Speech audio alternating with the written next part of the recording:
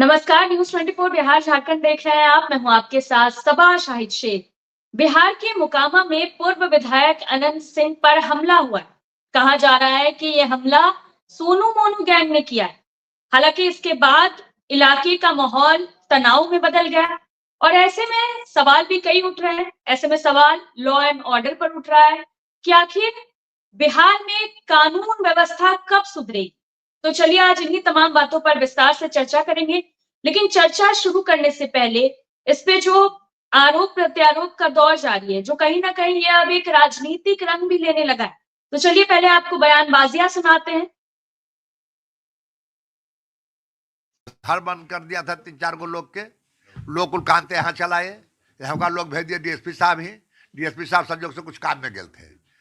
और बाद कोई नहीं गया वहाँ, वो उसी घर बंदे रहा और कुल वहाँ के आदमी यहाँ काट काट के अते जैते रहा। और गोतिया नैया कि ऐसा जुलूम दांत तोड़ दिया, मुंह तोड़ दिया, कोई देखने के लिए नहीं जाता। तब कि हम आ रहे हैं, वो हम चल गए ताला वाला खुलवा दिए।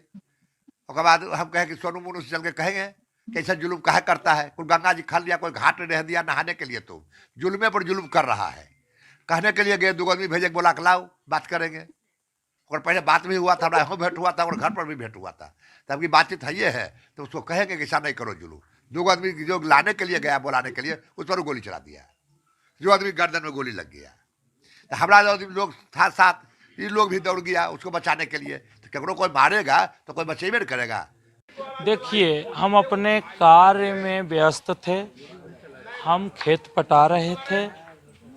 खेत पटाते पटाते पत्नी हमारी फ़ोन की, हमें सूचना मिला।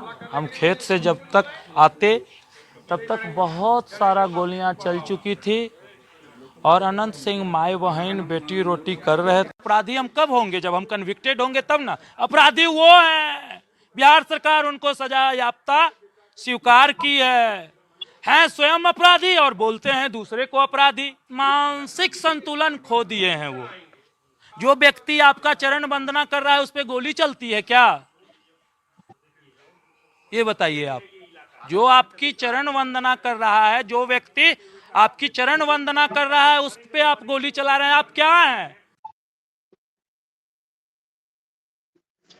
तो सुना आपने किस कदर बयानबाजियां हो रही है। तो चलिए इन्हीं तमाम बातों पर आज विस्तार से चर्चा कर लेते हैं। चर्चा के लिए हमारे साथ तमाम गेस्ट जुड़ रहे हैं। हमारे साथ जुड़ रहे हैं हमारे एसोसिएट एडिटर अमिताभ ओझा जी, प्रभात मालाकार जी प्रवक्ता बीजेपी, सरोज सिंह जी प्रवक्ता हम पार्टी, प्रमोद सिन्हा जी प्रवक्ता आरजेडी, प्रियदर्शनी रंजन जी वरिष्ठ पत्रकार, ओम प्रकाश जी रिटायर्ड अधिकारी। आप सभी का बहुत बहुत स्वागत है। सबसे पहले मैं अमिताभ जी का रुख करना चाहूंगी। अमिताभ जी, क्या कुछ अपडेट है इसमें? देखिए, कल शाम की एक घटना है और घटना के बाद सियासत भी गर्मा चुकी है, माहौल भी गर्म हो चुका है और एक बार फिर से अनंत सिंह सुर्खियों में है। अनंत सिंह कल रात से लगातार बयान दे रहे हैं और उनका साफ तौर पे कहना है कि हम पंचायती करने गए थे और वहां पे इस तरह घटना घटी। देखिए, सोनू मोनू गिरोह हुआ, फिर अनंत सिंह, ये सभी लोग एक ही ग्रुप के लोग थे, एक ही साथ लगे थे। यही सोनू मोनू गिरोह था। जो सोनू मोनू जो भाई हैं, जिनको एक गिरोह का नाम अब दिया जा रहा है, कि ये पहले अनंत सिंह के साथ ही रहते थे, उन्हीं के लिए काम किया करते थे और ये सब उनके शागिर्द थे। ऐसा भी नहीं था कि पैडलर उनका स्टेटस है, शागिर्द है। लेकिन कल एक बात पे नाराजगी हुई और उसके बाद पूर्व विधायक अपने लाल बसर के साथ उनके गांव में पहुंचते हैं, वहां गोलीबारी होती है। हालांकि अनंत सिंह का कहना है कि सबसे पहले जब एक व्यक्ति जो पहले मुंशी हुआ करता था सोनू मोनू का, और उसको घर में बंधक बना लिया गया था। ये पहले भी फोन करके बोले थे कि उसको परेशान नहीं करने के लिए, लेकिन कई लोगों ने फोन किया कि वो परेशान कर रहे हैं, तब अपने लोगों के साथ ही गए थे। उस जो ताला बंद किया गया, सो ताला को तोड़ा गया था और उसके बाद जब ये उन्होंने बुलाने के लिए अपने आदमी को भेजा तो सोनू मोनू की तरफ से फायरिंग की गई। जो इनके जो लोग थे उनको गोली लगी। उसके बाद दोनों तरफ से गोली चली है। तो ये बात जो अभी तक सामने आई है। लेकिन देखिए, बिहार में जो बाहुबलियों का इतिहास रहा है उसमें पहले भी देखा जाता रहा है कि कल तक जो उनके लठैत हुआ करते थे, जो उनके शूटर हुआ करते थे, बाद में वही सरगना बनने की ख्वाहिश पालते हैं और वो बनते भी हैं। तो ये सिलसिला वर्षों से चला आ रहा है और ये उसी की एक कड़ी यहाँ पे देखने को मिल रही है कि जो सोनू मोनू अनंत सिंह के इशारे पर कुछ भी करने को तैयार रहते थे, आज उनसे 2-2 हाथ करने को तैयार है। बिल्कुल, चलिए ठीक है अमिताभ जी, फिर आपका रुख करेंगे। सीधा रुख करना चाहूंगी ओम प्रकाश जी का। सर, अगर बात करें तो प्रशासन कहाँ थी जब इस तरह के हमले हुए? क्योंकि बार बार इस तरह के हमले बिहार में कहीं ना कहीं से सामने आ जाते हैं और सवाल लॉ एंड ऑर्डर पर ही उठता है। ये पुलिस प्रशासन कहाँ थी ये तो अधिकारी बताएंगे कि हम तो अब सेवा से मुक्त हो गए हैं, सिस्टम से बाहर हैं। जी लेकिन हाँ, ये चीज जरूर कहेंगे, विगत जब से ये घटना हुई है और जिस तरीके से चीजें आ रही हैं, अमिताभ जी ने उस पर बहुत अच्छे से प्रकाश भी डाला है। तो अब ये जो इशू है, जो गोलीबारी हुई है, ये डर इस बात का है और पुलिस को या फिर सरकार को अब ये देखना पड़ेगा कहीं ये बोलते हैं ना, it may snowball in a major gang war. अब ये गैंग वॉर की तरफ जा रहा है, मतलब this is not simply a law and order और a crime scenario, it is going to become a gang war. जो हम लोग पहले सुनते थे, 2002 में हम मुंगेर में म्युनिसिपल कमिश्नर थे, पीरियड में जब हम आते जाते रहते थे तो उस वक्त सुनते थे कि इस तरह का, और लोग बताते भी थे, तो उनको लगता है कि वो लौट रहा है वो चीज। तो ये बड़ा भयावह है और ये बहुत डर की बात है। अमिताभ जी ने सही कहा, बिहार में ही नहीं, राज्य के दूसरे देश के दूसरे कोनों में भी देखिएगा कि एक ट्रेंड चलना शुरू हो गया है। पहले जो पॉलिटिशियन पहले क्रिमिनल्स को हार्बर करते हैं, उनसे अपना फायदा उठाते हैं, बाद में वो क्रिमिनल्स को लगता है कि जब मेरे बल पर ये जीत रहा है तो हम स्वयं के नहीं जीतने लगे, तो स्वयं आने लगता है। फिर उसके साथ जो क्रिमिनल रहता है एक समय उसका सहयोगी रहता है, फिर उसका राइवल हो जाता है। तो ये एक पूरा विशेष सर्किल में बिहार फंसता हुआ मुझको दिख रहा है और ये शुभ संकेत नहीं है। मतलब ये आप इसको, आप अगर, although it is very premature to say anything, लेकिन एक चीज जरूर कह सकते हैं, it is heading towards a major collapse of और breakdown of law and order, ये हम देख पा रहे हैं। बिल्कुल। चलिए ठीक है ओम प्रकाश जी, फिर आपका रुख करूंगी, सीधा रुख करना चाहूंगी वरिष्ठ पत्रकार रंजन जी का। रंजन जी, अगर बात की जाए लॉ एंड ऑर्डर की, तो नहीं लगता आपको कि हालात बद से बदतर होते जा रहे हैं? बिल्कुल। देखिए, जिस तरीके से बिहार में कुछ दिनों से ये सब मामले आ रहे हैं, आपराधिक मामले, गैंगवार के मामले, ये पहला मामला नहीं है तड़तड़ाहट गोलियों की, क्योंकि ये वीडियो में कैद हो गया तो लग रहा है। आप इसको इस तरीके से देखिए कि बालू खनन जो चल रहा है, बालू का जो कारोबार चल रहा है बिहार में, उसमें जो अवैध कारोबार चल रहा है वो पूरी तरीके से गैंगवार के बूते चल रहा है। उसमें गैंग शामिल है, गैंग अपने हिसाब से चीजों को चला रहे हैं, चल रहा है बिहार में इस तरीके का मामला। और उसी कड़ी में अनंत सिंह जुड़ते हैं। अनंत सिंह का इतिहास, पृष्ठभूमि पूरी तरीके से वही रहा है और अनंत सिंह के मामले में भी ये जोड़ दिया गया कि अनंत सिंह के लिए ये पहली कोई ऐसी घटना नहीं है। अनंत सिंह को लेकर के आप देख लीजिए, कुछ दिन पहले बेहटा में एक उनके ही शागिर्द इसी तरीके से राजीव या क्या नाम था, बेहटा में चले गए थे, उन पर फायरिंग या जो कुछ भी उठाने चले गए थे। इसी तरीके से 2015 में मामला एक आया था, जिस तरीके से जो आज ये कह रहे हैं कि हम जनता को भगवान मानते हैं और उनके लिए किसी भी हद तक गुजर सकते हैं, तो उसी हद में गुजरने की वजह से 2015 में भी एक घटना आया था, किसी महिला के साथ छेड़छाड़ हुई थी 4 लोग। रंजन जी, आपकी आवाज बहुत धीमी आ रही है। अच्छा, तो मैं फिर से ये करता हूँ, कोशिश करता हूँ, 2 मिनट बाद मैं फिर से अपनी बात को रखता हूँ। ठीक है रंजन जी, तब तक सीधा रुख करना चाहूंगी प्रमोद सिन्हा जी का। प्रमोद जी, ये क्या हो रहा है बिहार में? क्या लगता है आपको, हालत कभी सुधरेगी? देखिए सवा जी, जिस प्रकार की घटना सामने आई है, ये अपने आप में बतलाने के लिए पर्याप्त है कि बिहार में जो है शासन प्रशासन नाम का कोई चीज नहीं रह गया है और लोगों में शासन प्रशासन का तो कोई भय है ही नहीं। जिस प्रकार से अंधाधुंध फायरिंग की घटना हुई है, अपने आप में जो है बिहार ये बतलाने के लिए पर्याप्त है। और लगातार हमारे नेता आदरणीय Tejashwi Prasad Yadav ji law and order के सवाल पर माननीय मुख्यमंत्री नीतीश कुमार जी को आईना भी दिखलाने का काम करते हैं कि कहाँ है सुशासन। ये लोग कहते जरूर हैं कि नीतीश कुमार जी का जो है 3C जो है उससे समझौता नहीं है, लेकिन यहाँ तो हर पग पग पर वो 3C से समझौता दिख रहा है।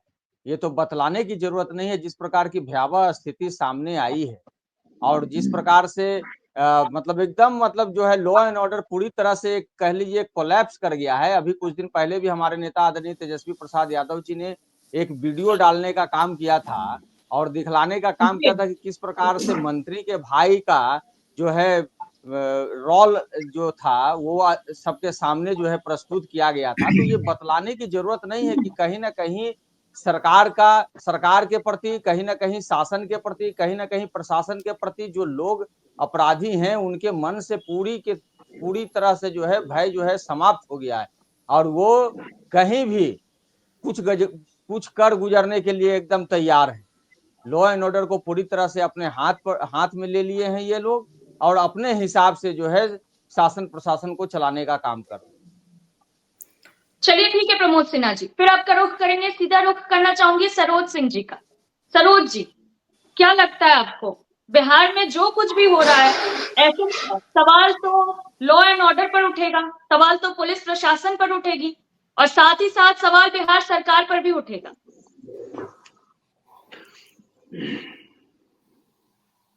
बोल रहे सरोज थे जी बोलिए। आवाज जा रही है मेरी? जी आवाज मेरी जा रही है? जी सरोज जी आवाज आ रही है, बोलिए। हमें तो शर्म आती है राष्ट्रीय जनता दल के जो प्रवक्ता महोदय जो बोल रहे थे, लॉ एंड ऑर्डर पर जिस तरीके से इन्होंने विस्तृत रूप से विवरण दिया है वो मतलब कि उस पर मतलब इस पर क्या कहा जाए, इसको तो हम लोग को शर्म आती है।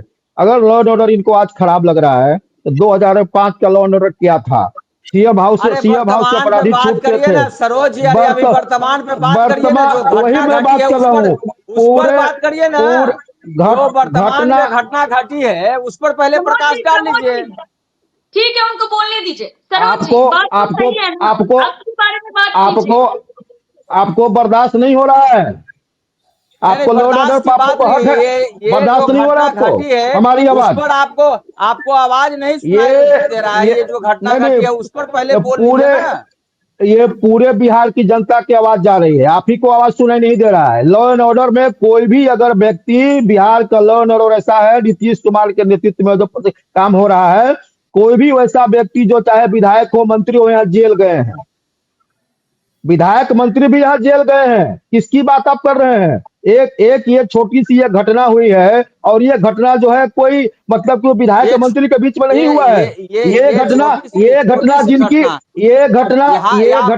लिए ये छोटी सी घटना, या तो आप सुनिए या तो आप बोलिए। बर्दाश्त रखिए, क्षमता आप अपने हमारी आवाजों को सुनने का। एक एक करके बोलिए, उनको बोलने दीजिए, जवाब ले लेंगे।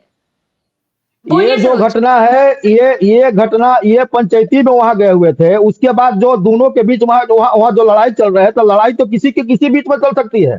तो इसमें जो भी कोई भी अपराधी होंगे, कोई भी किसी तरीके से सारी चीजों की जांच सरकार कर रही है। जो इसमें रहेंगे वो बचेंगे नहीं। आज तो कोई बचे नहीं है, मंत्री भी जेल गए हैं, मंत्री भी अरेस्टिंग हुई है। एक किसी आपके राज्य में बताइए कोई एक मंत्री का अरेस्टिंग हुआ है?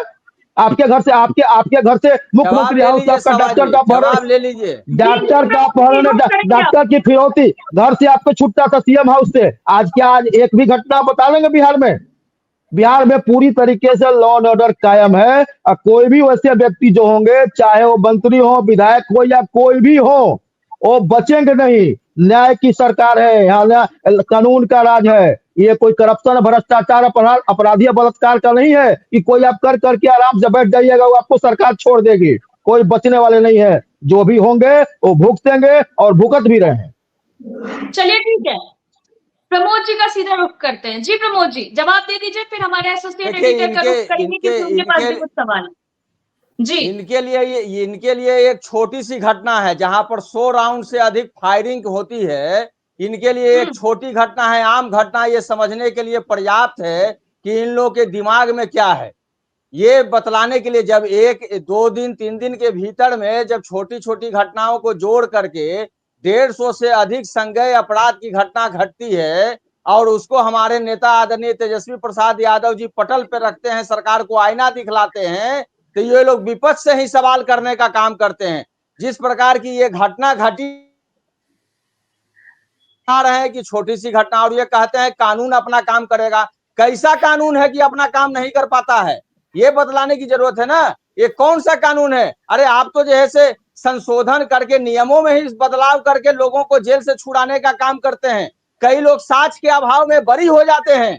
ये कैसा कानून है? और कहते हैं इसका सुशासन का राज्य है। ये सुशासन है?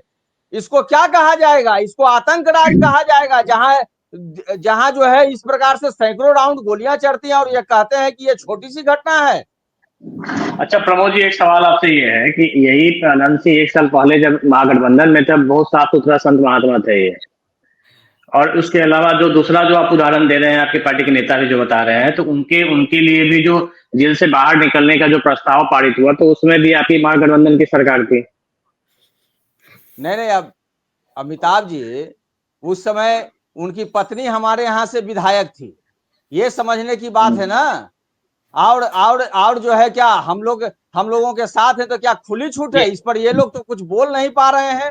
क्या खुली छूट है? शासन प्रशासन वहां नहीं है क्या?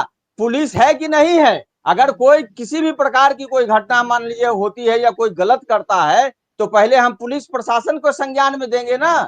दोनों ओर से इस प्रकार की घटना घट रही है। चलिए ठीक है, फिर आपके लेंगे ओम प्रकाश जी कुछ बोलना चाह रहे हैं। ओम प्रकाश जी कुछ बोलना चाह रहे हैं, फिर उससे बात कर लेते हैं। ओम प्रकाश अमिताभ जी, ये तो बस इसमें आपने तो हिंट दे ही दिया। अब उसमें चूंकि हम लोग कोई राजनीतिक दल के हैसियत से हम नहीं बैठे हैं, दुर्भाग्य ये है राजनीतिक दलों का कि हमारे दाग अच्छे हैं वाली बात है।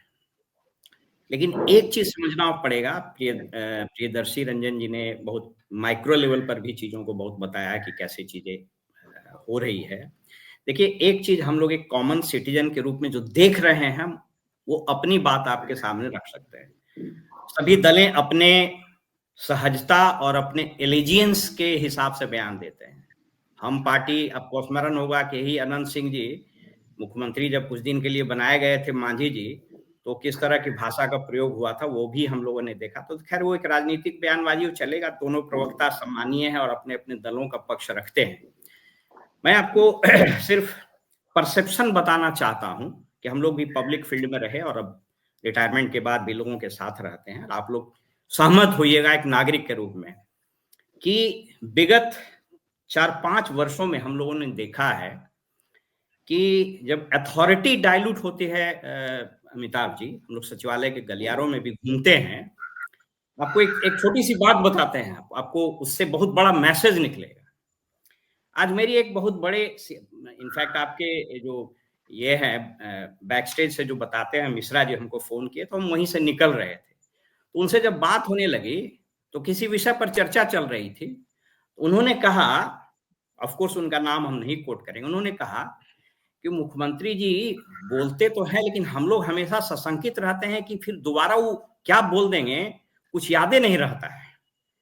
तो जो विगत 5-6 साल में जो रेडिएट होता है ना अथॉरिटी सीएमओ से, कहने को कहता है कि कानून अपना काम करेगा, कानून अंधा होता है, तो कानून अपना रास्ता तय करेगा, लेकिन कोई तो होता है जो उसको रास्ता तय करवाता है। लास्ट 5 इयर्स में, डिबेट का समय थोड़ा छोटा रहता है, आप कभी बैठेंगे तो उस पर बात कर सकते हैं हम लोग। लास्ट 4-5 इयर्स में जितनी अथॉरिटी डाइल्यूट हुई है, उस डाइल्यूशन का रिफ्लेक्शन ये हो रहा है। प्रियदर्शी जी बता रहे थे, बहुत अच्छी बात बता रहे थे, ये बालू वाला हो या शराब वाला हो, ये धीरे धीरे इरोजन ऑफ अथॉरिटी का ये प्रश्न बनता जा रहा है। प्रश्न ये नहीं है कि गोली चल गया, प्रश्न ये नहीं है कि मर्डर हो गया, प्रश्न ये है कि लॉ एंड ऑर्डर और क्राइम दोनों में अंतर होता है। एक बार आपकी चर्चा में हमने भाग लिया था तो बताया था कि क्राइम न्यूयॉर्क में भी हो सकता है, सैन फ्रांसिस्को में भी हो सकता है, ऑल ऑफ ए सडन कोई किसी को मार सकता है, but if you live in the continuous threat perception, उसको बोलता है लॉ एंड ऑर्डर खराब होना। और आप सही पूछिए तो वही स्थिति लगनी शुरू हो गई है कि कब किसके साथ क्या हो जाए। इस पर बहुत गहराई से चिंतन की आवश्यकता है, सिर्फ एक्यूजेशन करने से नहीं होगा। इतनी अथॉरिटी डाइल्यूट हुई, आप सोच करके देखिए। आपको एक छोटी सी बात बताते हैं, लिपि सिंह जब वहां पोस्टेड थी तो किस तरीके से फिर उसका उपयोग हुआ, यही अनंत सिंह को पढ़ा। सही क्या गलत हुआ वो हम नहीं जान रहे हैं, कोर्ट में क्या हुआ, फिर कैसे छूटा। अब वो जब एलिजियंस जैसे ही बदला तो लिपि सिंह सिस्टम से बाहर हुई। इसका परिणाम क्या होता है कि जो अधिकारी इन्फोर्स करता है लॉ को, उसको लगता है अरे भाई कब कौन किधर पलटी मार देगा और फिर हम मुसीबत में पड़ जाएंगे, छोड़ो जैसे हो रहा है वैसे। ये स्थिति बहुत खतरनाक है, इस पर रोक लगनी चाहिए। और जो रेडिएट करता है अथॉरिटी सीएमओ से, वो रेडिएशन बंद हो गया और उसी के ये सारे दुष्परिणाम हैं। तो एक लॉन्ग टर्म पर्सपेक्टिव में चीजों को ब्रॉडर पर्सपेक्टिव में आप देखिएगा, सभी लोग सम्मानित लोग हैं, अपने अपने पार्टी का पक्ष रखेंगे, लेकिन एक नागरिक के हैसियत से अगर आप देखिएगा तो अब एक थ्रेट परसेप्शन और एक भय जैसा माहौल महसूस होना शुरू हो गया। इस बात से कदाचित कोई नहीं इनकार करेगा। बिल्कुल प्रियदर्शी जी, आप अपनी बात कंप्लीट करेंगे, पिछले बार आपकी बात कंप्लीट नहीं हो पाई थी, आवाज में कुछ प्रॉब्लम था। नहीं बॉस, मैं यही कह रहा था कि देखिए क्या है कि बिहार में जिस तरीके से गैंगवार इन दिनों उफान पर है, बिहार की गैंगवार को इस तरीके से एक फिनिक्स अमर पक्षी वाली कहानी से समझना चाहिए कि एक अमर पक्षी की जो किंवदंती है, हमारे यहाँ भी है, विदेशों में भी है, तमाम देशों में है, जो कहा जाता है कि एक फिनिक्स पक्षी, अमर पक्षी होता है जो मरता है 1000 सालों में, और जब मरता है तो खुद को मार लेता है, अपने साथ अपने घोंसले को भी जला लेता है, लेकिन उसके राख से फिर एक अमर पक्षी पैदा ले लेता है। तो बिहार में गैंग वार उसी तरीके से है, गैंग्स उसी तरीके से है। लगता है कि खत्म हो गया। बिहार में भी एक समय आया जब लगा कि गैंग्स खत्म हो गए, संगठित अपराध खत्म हो गया। संगठित अपराध को खत्म करने पर सरकार का पूरा जोर भी था, जो नीतीश कुमार की सरकार चल रही थी 2005 के बाद उसमें। लेकिन आज आप तमाम बिंदुओं पर गहनता से विचार करेंगे तो कम से कम 2020 के बाद तो देख लीजिए, जिस तरीके से शराब और बालू को लेकर के गैंगवार शुरू हुआ है वो थमने का नाम नहीं ले रहा है। अनंत सिंह का जो ये कल परसों का जो प्रकरण है, इसमें भी आप गहराई से जाएंगे तो हो न हो बालू का मामला कहीं ना कहीं छिपा हुआ हो सकता है, निकल सकता है जिस तरीके से, या बालू के बूते गैंग जो बढ़ रहे हैं वो इसके मामले में जद में आ सकता है। पूरी कानून व्यवस्था को बालू ने चौपट कर दिया है। यातायात व्यवस्था बिहार की खत्म सी हो गई है। नया कोइलवर पुल बना, कोइलवर पुल पर जाम है। क्यों जाम है? इसीलिए जाम है कि बालू का अवैध खनन लगातार जारी है। प्रशासन लुंजपुंज है। फिलहाल देखिए अनंत सिंह प्रकरण और आज का जो मुद्दा हमारा है, मेरा मुद्दा ये सिर्फ ये है कि देखिए ये चाहे कोई भी दल हो, कोई भी गठबंधन हो, ये बाहुबली उनके लिए हमेशा से पोषित किए जाते हैं, उनके द्वारा पल्लवित किए गए हैं, पोषित किए गए और उन्हीं के लिए काम करते हैं। कोई दल चाहे वो हमारे आरजेडी के प्रवक्ता बैठे हैं वो हो, सरोज जी हम के हो, एनडीए हो, महागठबंधन हो, ये चीजें होती आ रही है। और कल जो घटना घटी है उसके मूल में देखिए वर्चस्व एक बहुत बड़ा मुद्दा है। वर्चस्व के चलते ही ये घटनाएं घटी हैं कि जो सोनू और मोनू जो आपराधिक भाई हैं, कभी अनंत सिंह के एक बोली पर काम करते थे, आज उसके जाके गोली वहां चल रही है। तो कहीं ना कहीं ये घटते वर्चस्व की लड़ाई है। इसमें हम वर्चस्व की लड़ाई से इसको हम देख सकते हैं। सरोज जी, आप भी इन बाहुबलियों जिनकी चर्चा हम लोग कर रहे हैं उनको बहुत नजदीक से देखे हैं, आपको क्या नहीं लगता है कि ये जो ट्रेंड जो फिर से शुरू हुआ है, वो मोकामा, वो बाढ़ का इलाका जो हमेशा गोलियां तरतराती थी और एक बार शांत हो गया था, फिर से इसके बाद वहां गैंगवार बढ़ेगा, फिर से एक नई वर्चस्व की लड़ाई शुरू होगी? क्योंकि जो सोनू मोनू उनके लिए शूटर हुआ करते थे, उनके सागे सोहदे हुआ करते थे, आज फिर वो जवाब लड़ा रहे हैं, आज मुकाबले को तैयार है, मैदान में है। देखिए अमिताभ भाई, अभी जो हमारे प्रियदर्शी जी कह रहे थे, बहुत अच्छी बात उन्होंने कहा, बालू की बात लाई। आज बिहार में जितने जो गैंगवार चल रहे हैं, जो गैंगवार की जहां तक बात हो रही है, उसके पीछे का सिर्फ एक ही है, बालू, दारू और गिट्टी। बालू और दारू गिट्टी के जितने व्यवसायिक हैं, सारा एक रैकेट, उसमें एक तरीके के सब लोग हैं, कोई उसमें नहीं है जो कोई अलग है, चाहे वो किसी भी दल का हो, किसी भी दल के बाहुबली अपराधी जो अपराधी किस्म के जो भी लोग, चाहे उसको सफेद पोस्ट कहिए या जो भी कहिए, उसको जो भी कर सकते हैं, सारे लोग इसमें पूरा एक सिंडिकेट बना करके, सारे दल के, कोई ऐसा दल नहीं। आप देखे होंगे इसमें कितने बड़े बड़े सारे लोग के, मतलब कि सबसे ज्यादा राष्ट्रीय जनता दल के इसमें लोग शामिल हैं। जितने भी छापेमारियां हुई है बालू से रिलेटेड, सारा लोग राष्ट्रीय जनता दल के लोगों से पकड़ाए हैं, सारे लोग पर ईडी और सीबीआई की कार्रवाई चल रही है। तो बालू एक ऐसा चीज है। प्रमोद जी को तो आपत्ति हो गई, तो क्या आप उनको क्यों टारगेट कर रहे हैं? इसके नहीं, हम उनको टारगेट नहीं कर रहे। जो एक्चुअल स्थिति है, एक्चुअल स्थिति यही है, बालू, गिट्टी और दारू, अवैध रूप से दारू के पैसे से पता चला कि देखिए आप कार्रवाई क्यों नहीं कर रहे हैं भाई साहब, क्यों नहीं कर पाते हैं? शासन प्रशासन आप ही का है ना, तंत्र आपका है, सब कुछ आपका है, तो बैठे हुए क्यों है फिर?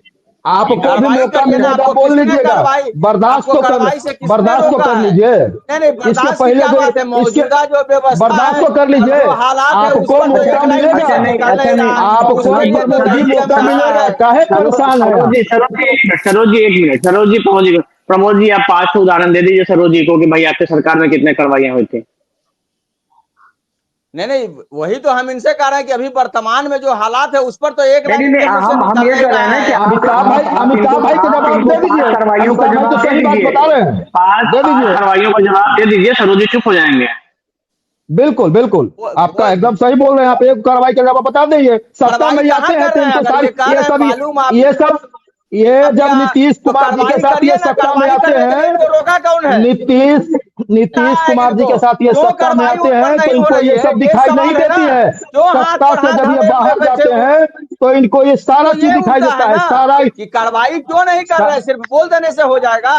जो मौजूदा व्यवस्था है, जो हालात है, अभी जो मंत्री के भाई पर जिस प्रकार से जो वीडियो फुटेज सामने आया, क्या कार्रवाई हो रही है ये ना बताइए। नहीं प्रमोद जी आपको मैं अपडेट कर रहा हूँ, उस मंत्री के भाई को घुटने पर बैठाकर एसपी ऑफिस में सरेंडर करना पड़ा और वो खबरें हमने भी चलाई, वो वीडियो वो फुटेज भी वायरल हुआ। कार्रवाई वहां हुई है, ऐसा आप नहीं कह सकते कार्रवाई नहीं हुई है।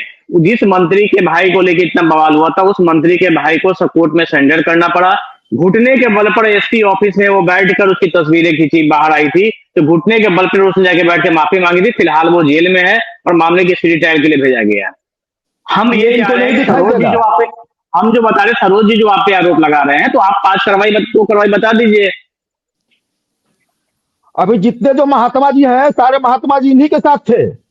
जिस गैंगवार की बात अभी आप हम लोग जिस पर डिस्कस कर रहे हैं, महात्मा जी आज भी ऑफिशियल इन्हीं के पास है। महात्मा जी जिनके महात्मा जी की बात बोल रहे हैं, यही टिकट दिया है। इसके पहले भी लोकसभा का भी टिकट दिए थे ये।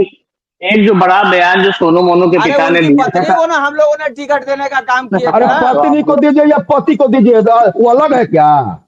आप किसी को शादी करा के किसी को शादी करा करके किसको ब्याह करा करके यही बोल जब करके जब वो नहीं करे तो यही बस आपके पास रह गया आप है। लोग लॉ एंड ऑर्डर पर राष्ट्रीय जनता दल तो बोलने का हैसियत है। लॉ एंड ऑर्डर की बात करेगा राष्ट्रीय जनता अरे दल। भैया तो किसको हक है ये ना बताइए? एनसीआरबी का आंकड़ा क्यों नहीं अध्ययन करते हैं? क्यों 2-2 3-3 दिन में 150 से अधिक जो है संज्ञेय अपराध की घटनाएं घटती हैं? कौन सा एनसीआरबी का आंकड़ा लेकर के आए हैं? राष्ट्रीय जनता दल अलग एनसीआरबी आंकड़ा बनाती है क्या? हमारा है क्या? राष्ट्रीय जनता दल अपना आंकड़ा बनाते हैं, फर्जी आंकड़ा लेकर के आप लोग आए हैं।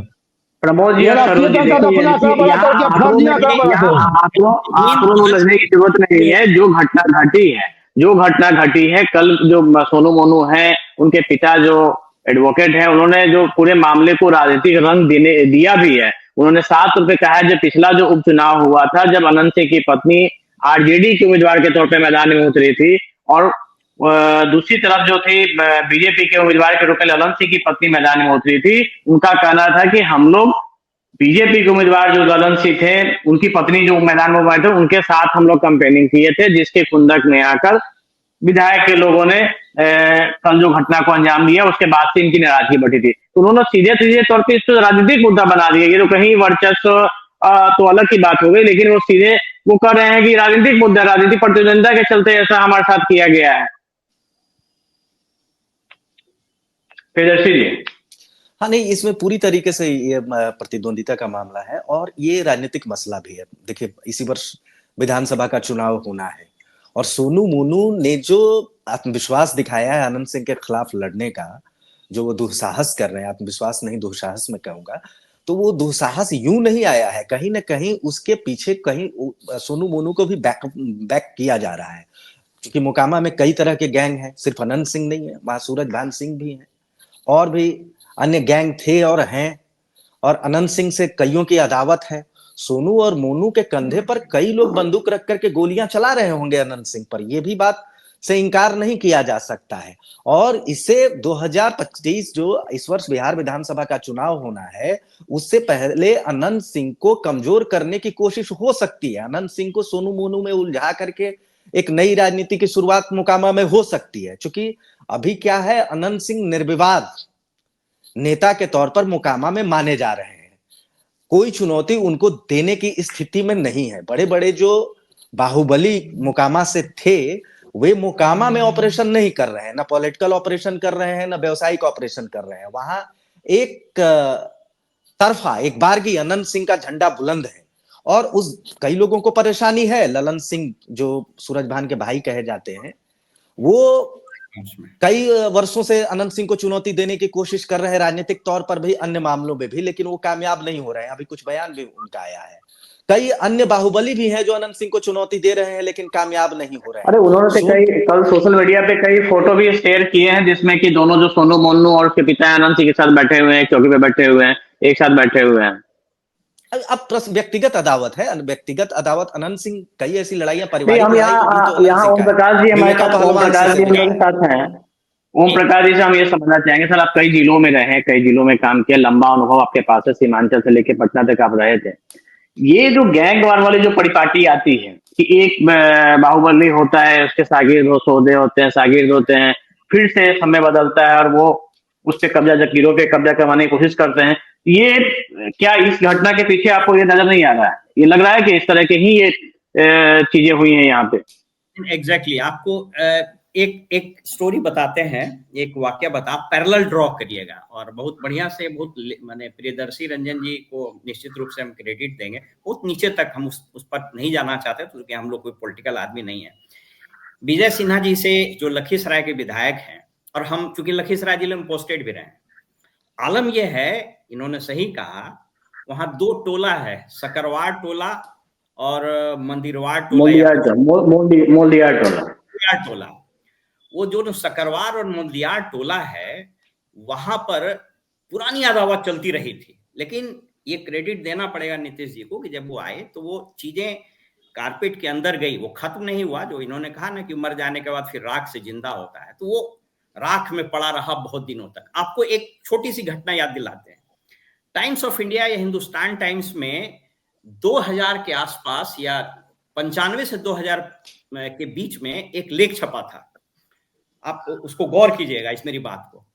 वहां पर उस इलाके में एक बाहुबली हुआ करते थे, उनका नाम था दुलारचंद यादव।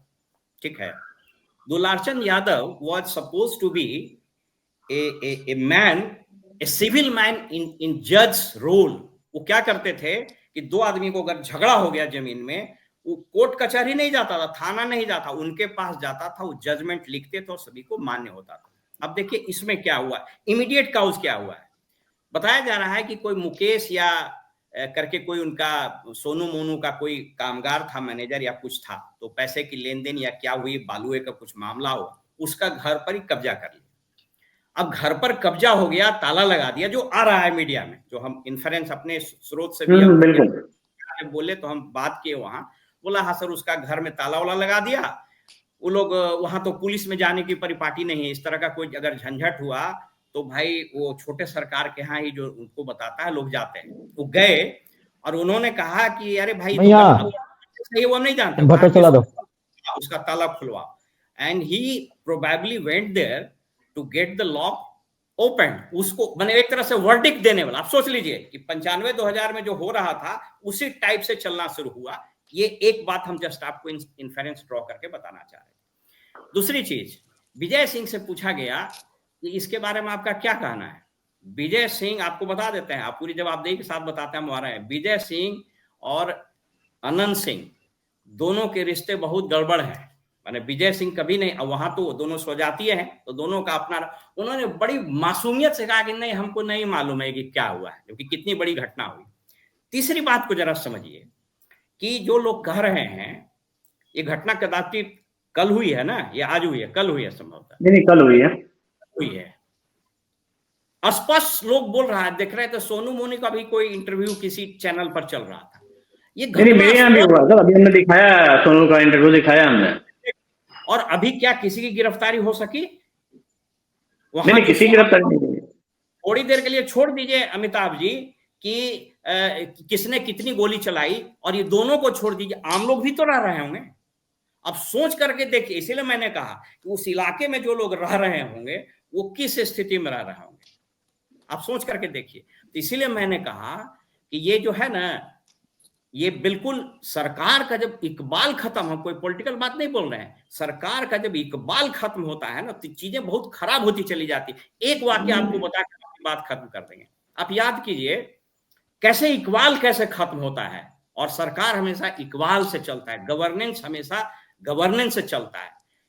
आप याद कीजिए जब हत्या हो गई थी इनकी रणवीर सेना के जो थे, क्या नाम था, डीजीपी थे अभयानंद जी, ठीक है।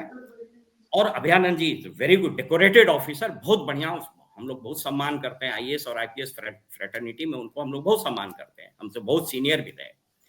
लेकिन जब वो घटना हुई उसके बाद उनकी डेड बॉडी को लेकर के जो लोग पटना में चले, आप वाकया याद कीजिए, प्रियदर्शी जी को भी याद होगा, और जिस तरीके से पूरा पटना को एकदम रैम्पेज और वेंडलिज्म जिस तरीके से हुआ।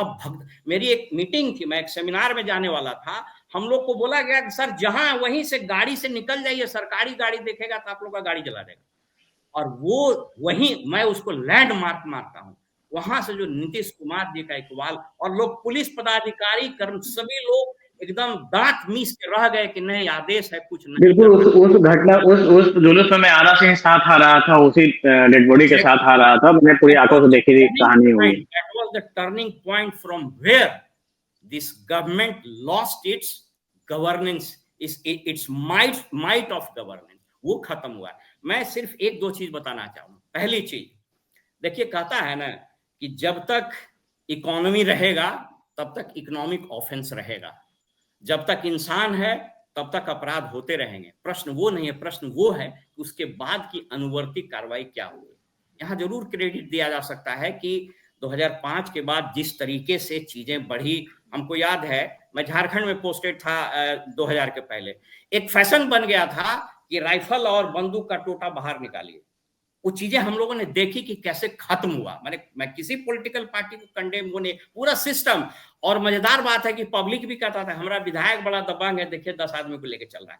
तो क्रेडिट देना पड़ेगा, उन चीजें बदली। अंतिम में आपको ये कह रहे हैं, ये सभी सम्मानित लोग हैं, इस चीज को समझिए, गवर्नेंस जो होता है ना और गवर्नमेंट होता है ना, एक प्रोग्रेसिव कॉन्सेप्ट होता है। इफ यू स्टार्ट ब्लेमिंग कि साहब 2005 के पहले तो ये हो रहा था, 2005 से बढ़िया हो, आप उसको नहीं कर सकते। आप ये नहीं कर सकते 2005 में तो बिजली नहीं था, लेकिन ओम प्रकाश जी इसमें है, होता क्या है ना कि जैसे कि अभी प्रमोद जी बार बार कर रहे हैं ना कि हमने अनंत सिंह को कहाँ लिया था, हम तो उसकी पत्नी मेरी पार्टी की विधायक थी, पति कन्विक्शन में है, जेल में है, तो पत्नी मेरे साथ है। तो जरूरत के हिसाब से तो सभी इस्तेमाल करते हैं, जरूरत के हिसाब से सभी इस्तेमाल करते हैं। यही अनंत सिंह जी, आपको याद होगा मांझी जी जब मुख्यमंत्री का कुर्सी नहीं छोड़ रहे थे और टसल चल रहा था, तो अनंत सिंह जी ने क्या कहा था मांझी जी को, तो सब तो अपनी सुविधा के हिसाब से काम करते हैं। अब अनंत सिंह को कैसे पैरोल पर निकाला गया, पैरोल का एक पूरा एस्टैब्लिश्ड नॉर्म, पैरोल में सामान्य तौर पर हेल्थ ग्राउंड पर ये कैसे निकले, तो संपत्ति का बंटवारा के लिए निकल गए। जेल मैनुअल में कैसे इनके राज्य में भी हुआ और इनके राज्य में भी हुआ, आरजेडी के शासन में भी हुआ। अभी सब लोग अपने हिसाब से करते हैं, लेकिन होता है ना, अगर सफेद ज्यादा हो तो काला ढकता है, और अगर काला ज्यादा हो जाए सफेद ढक जाता है। बिल्कुल, बहुत बड़ी बात आपने कही है। चलिए, समय की कमी है, बाकी मेहमान भी हमारे साथ हैं। देखिए, ये मुद्दा सिर्फ एक, चूंकि ये आज लाजमी इस पर चर्चा करना इसलिए है कि एक बार फिर से पटना का वो इलाका जो बिल्कुल शांत हो गया था, एक बार फिर से सुलगने लगा है इस घटना के बाद से। और निश्चित तौर पर, और ये वही चीजें हो रही हैं जो वर्षों से होते आ रही हैं कि एक पहलवान और दूसरा पहलवान जो उनका जो लठैत होता था वही पहलवानी करने को तैयार हो जाता था। वही चीजें फिर से बन रही है, क्योंकि राजनीतिक दल जो हैं उनकी ये मजबूरी है कि वो इन्हें छोड़ भी नहीं सकते। इस पर चर्चा में शामिल होने के लिए आप सभी का बहुत बहुत धन्यवाद। फिर दूसरे सब्जेक्ट पर फिर से हम लोग हाजिर होंगे।